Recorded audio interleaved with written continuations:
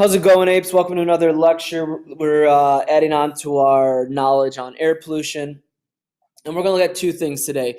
I know the title said there's three, but we're going to save one of those for later. So today we're going to look at how this photochemical smog forms. As you know from the last lecture, photochemical smog, or that LA smog or brown smog, mostly dominated by ozone and other oxidants. So we're going to see how that forms and the effects of it in the US. We're going to look at how acid deposition, just a fancy way for acid rain, we're going to look at how that forms and also how it, you're going to see it's improved in some areas and gotten worse in the others.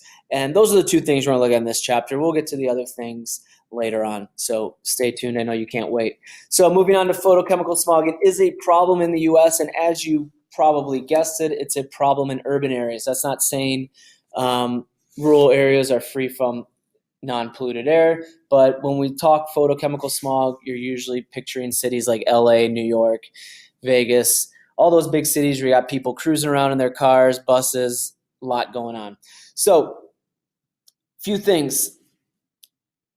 It's a very complex process of how this forms, and it's really not understood. We have a really good idea, and it's important to point out that the reason we don't really understand it 100% is because there's so many different pollutants involved. I mean, imagine you have the exhaust from cars, you have the exhaust from airplanes, you have the exhaust factories giving off emissions. So you have all these different pollutants entering the air, and they're all having a hand in this smog that's forming.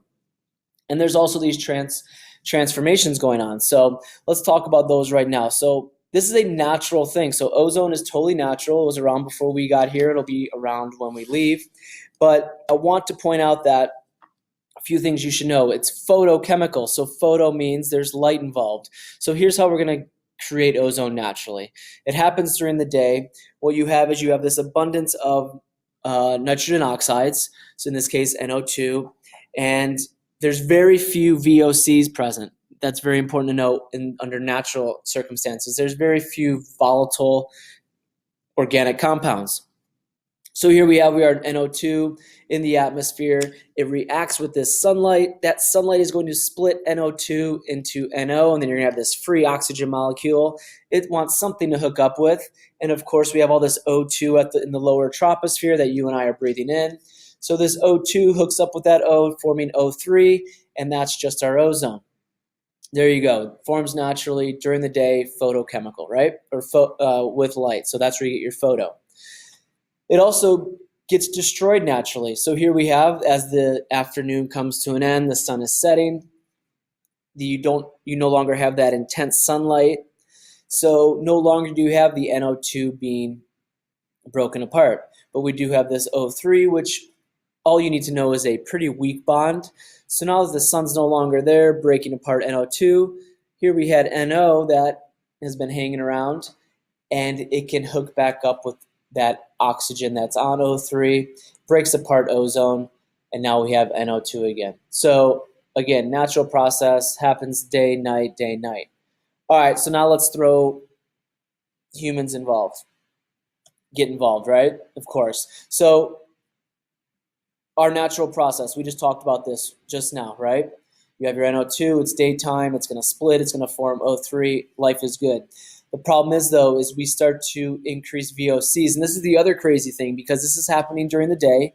And as all of you know, that's when most people are going to work, making deliveries, transporting goods. So now, here we are, we're adding all these VOCs into the air. Okay, VOCs run into a little problem because that NO that usually would hook up with, or that O that would usually hook up with the O3, now we have this NO, and the VOC bond is much stronger. So the VOC bond with NO does not want to let it go. So what we see is, instead of an increase in ozone going up into our upper troposphere, we have NO attaching to these strong VOC bonds, and that's how we get our photochemical oxidants, and that's how we get our photochemical smog. I would make sure you kind of read it over, module 47 in your book, just to get a better grasp, but essentially that's the gist of it.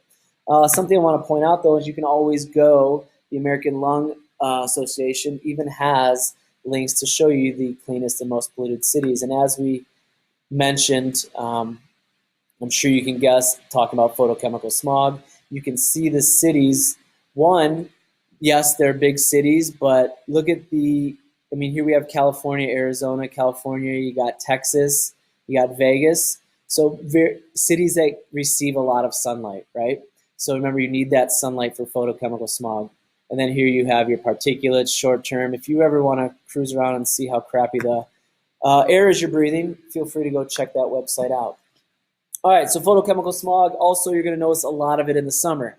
So summer is when we usually see the smog and have the poor air. So why not have some crappy air in the winter as well?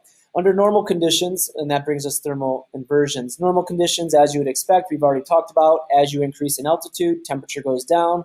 So no worries when you're burning something like an energy plant or cars and buses, planes, whatever it is, releasing those pollutants. They're warm, they're going to go up in the atmosphere, they're going to cool, and they're going to blow away, no problem. The problem is in the winter, you have that warm exhaust still being given off, but in the winter, as you all know, it's much colder temperatures. So this cold air that hangs over the city at night doesn't allow that those warm pollutants to go off and into the atmosphere. So that's what we call an inversion layer. And that's where you see that they're going to get trapped, and you're just going to have this air that just kind of sits over the city, and every day it just accumulates. And you know, you almost pray for a windy day or some warmer temperatures to get that inversion out of there and get that pollution out as well. Perfect example. So here you can see in the winter, and even you'll see a lot of it, especially in valleys. So in California and Vegas, Mexico City, surrounded by mountains, yes, that those pollutants go up to a certain altitude, but it can't, those mountains act as a blockade. And then you also have to imagine there's just this inversion layer of cold air. This is warm air, it wants to go up, but it's just being blocked by this cold air. So thermal inversion, make sure you know it. All right, acid deposition, like I said, a fancy word for acid rain. We got some good news. It has gotten better. You can see what it was like for a few years, late 80s, early 90s, and then how much better it got in 15 years. And we'll talk more about that later on when we talk about air pollution control measures. So things are getting better in regards to acid deposition. So how does acid deposition form? Again, we have our nitrogen oxides, we have our sulfur oxides being released from burning of coal, but they're going to combine. So I'll make something clear right now. These would be primary pollutants, right? They're being given off. SO2 is a primary pollutant. It was released due to the burning of coal, let's say. But when you combine with something like water or oxygen, we call that a secondary pollutant. So yes, the sulfur dioxide was crummy. It was a pollutant, but then it forms with water and oxygen. We have another pollutant we got to deal with. And sometimes when those things form, you get things like nitric acid, sulfuric acid, and that's where we get our acid rain. Crazy thing about acid rain as well is, look at, as you all know, wind currents carry the air away. So just because the pollutants were produced at a certain city, you could be somewhere else and the rain could be acidic, even though you're in a very rural or area untouched or by humans. So what we have now, we have that nitric acid, that sulfuric acid, those secondary pollutants formed, and now they're going to break down even more. They're going to break down into these nitrates, these sulfates, and you're even going to get some hydrogen ions. And what they're going to do is they're going to react with the chemistry in the cloud, attach themselves to water particles, and again, come down in the form of acid deposition.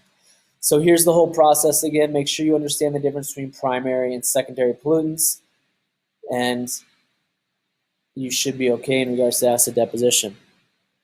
So as I mentioned, it has been reduced. So because we're reducing emissions, certain factories have to adhere to certain guidelines before they release toxins into the air. Cars have gotten much more efficient from the late 80s to now. So we do have more cars, we are using more energy, but because of technology, we're doing a lot better.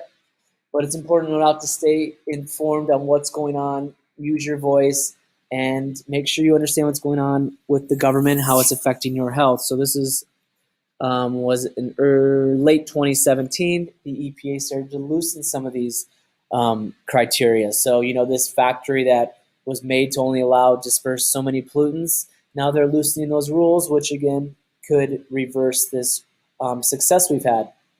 So stay on top of things, stay informed. Staying with acid rain here, it's interesting to note that it actually affects aquatic ecosystems the most. And this is the main reason is it's going to, one, lower the pH of a certain aquatic system, a wetlands, a lake, a river. But a lot of these organisms are extremely sensitive. You change their pH, they cannot survive. And what we see is a decrease in species diversity. And this results in a trophic cascade. Yes, a mayfly might be okay with 5.5 up to 6 down to 4.5, but remember, you remove one of these organisms and the whole ecosystem falls apart. Not only does it affect, yes, it does affect aquatic systems the most, but it does have its effect on terrestrial systems as well. You add this acidic compound to the soil. You had metals that were once bonded to different elements in the soil not being a negative effect. When you add this acid rain, it breaks that metal apart and it can end up in our waterways. And I know you've all seen it before, maybe if you've been to Europe or even the Statue of Liberty, especially Europe because they have a lot of churches and statues that were around before the Industrial Revolution. You go around now and you just see these statues, mostly limestone and marble because those are soft, and calcite does not react well with lower acidic levels. So we start to see these buildings start to wear away. And if you've ever seen the Statue of Liberty, you'll know that she's green. She's actually copper. She wasn't supposed to be green, but because of this reaction with acid rain, we're seeing the result, the color change as well. So there you go. There's photochemical smog. There's ozone. Keep up to date with the EPA. Keep those people in line, and we'll talk to you later.